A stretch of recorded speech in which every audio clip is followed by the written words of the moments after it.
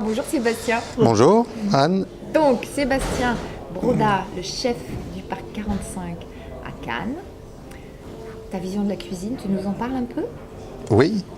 Alors, pour moi, ce qui est primordial, c'est d'avoir avant tout des bons produits. On va dire, c'est 50% du travail qui est fait déjà. Parce que sans bons produits, on n'a pas de belles assiettes, de bonnes assiettes. On privilégie toujours le goût et après on travaille sur l'esthétique de l'assiette. Mais on se concentre toujours pour la formation d'un plat, c'est toujours le goût en premier. Voilà. De plus en plus de producteurs se sont mis à faire beaucoup moins de quantité mais beaucoup plus de qualité. Donc là, depuis quelques années, on arrive à trouver des producteurs d'exception sur les légumes, sur les farines, les blés, les poissons, les éleveurs de viande aussi. De plus en plus, on travaille directement avec eux.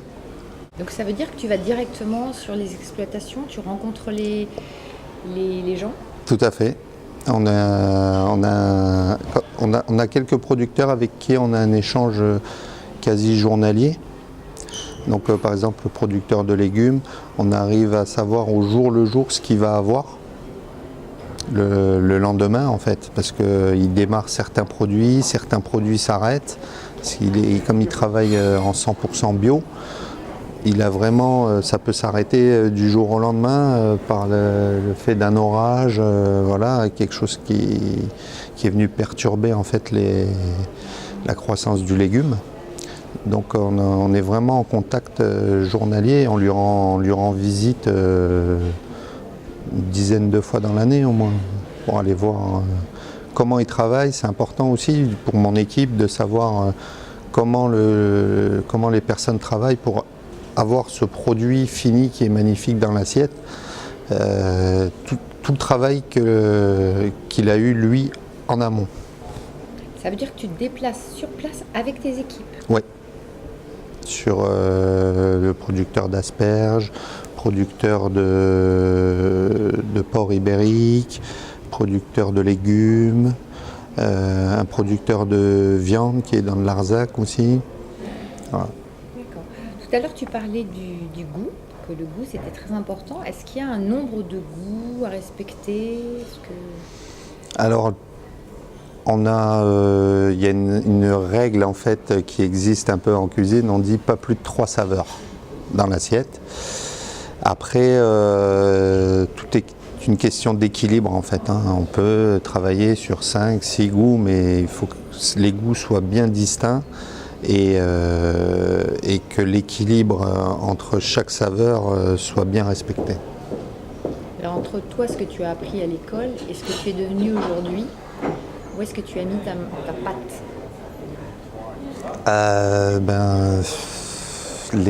Ce qu'on a appris à l'école, en fait, c'est les bases de la cuisine française. Ce qui est très très important au quotidien, mais pour les fonds de sauce, voilà, toutes ces choses-là. Après, les techniques ont tellement évolué en 15 ans que c'est pas qu'on a laissé tomber ce qu'on a appris à l'école, mais on s'en sert toujours, mais avec parcimonie. On essaye en fait de remettre au goût du jour avec de nouvelles techniques ce qu'on a appris à l'école. Voilà, tout simplement. Alors aujourd'hui, qu'est-ce que tu as envie d'apporter aux clients?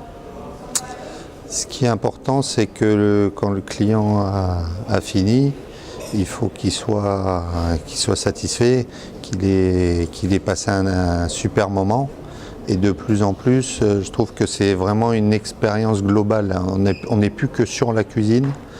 C'est vraiment un tout. Il faut que le sommelier aussi leur fasse découvrir des choses. C'est vraiment l'expérience globale, je pense, qui compte maintenant, de plus en plus. C'est-à-dire que tu as un regard en même temps sur le discours que va porter le sommelier pendant le repas. On travaille beaucoup ensemble sur l'élaboration des plats, ce que lui va pouvoir mettre en accord sur le plat. Ça, c'est un travail qu'on fait beaucoup en amont. Ouais. Et puis on finit le repas sur un dessert. Et avec Pascal aussi, alors lui apporte ses idées de pâtissier dans la cuisine, son regard, on va dire, de la pâtisserie. Et moi, je vais apporter mon regard de cuisinier sur la pâtisserie. Donc on est vraiment complémentaires. Et dessus, en plus, on fait intervenir tous les collaborateurs. Parce qu'une idée, elle peut jaillir d'un chef de parti, d'un commis qui dit tiens, pourquoi pas ça, et ça peut faire, ça peut déclencher une idée. Et à partir de là, on retravaille sur l'assiette pour finaliser le plat. Écoute, je te remercie Sébastien. Avec plaisir.